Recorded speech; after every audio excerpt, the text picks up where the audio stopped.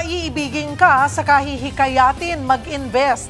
Yan ang modus ng isang online scam hub sa Maynila para makakakulimbat ng pera. Halos 40 empleyado nito ang nahuli kabilang ang siyam na dayuhan. At nasa frontline ng balitang yan, si Nina Ongpao. Sa loob ng condo unit na ito sa Ross Boulevard sa Malate, Maynila. Nadatnan ng mga pulis ang mga empleyadong napayuko at napaupo na lang sa sahig. 39 ang naaresto, isang Taiwanese, 8 Chinese at 30 Pilipino. Nakumpiska ang 36 na computer, mahigit 200 cellphones at daan-daang SIM cards na ginagamit sa pang-scam online.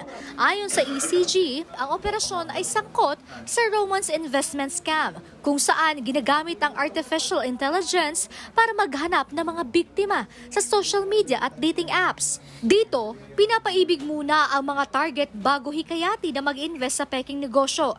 Karamihan sa mga nabibiktima, dayuhang nasa edad 20 years old hanggang 40 years old. Isa sa mga nabiktima, nakapagpadala ng 2 million pesos habang ang isa pa ay umabot sa 600,000 pesos.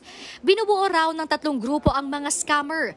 Yung unang grupo, ito po yung mga gumagawa ng different profiles para maghanap sila ng mga would-be victims.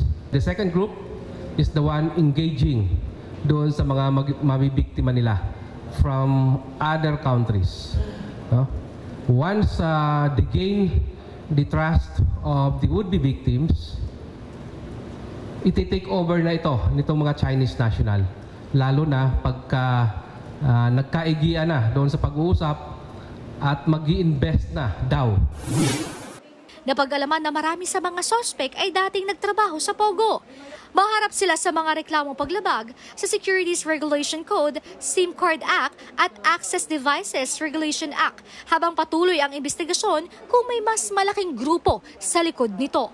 Nagbabalita mula sa Frontline, Nina Ongpao, News 5. Mga kapatid, Julius Babaw po. Para sa komprehensibo at makabuluhang balitaan at talakayan, mag-follow at mag-subscribe na sa social media pages ng News 5.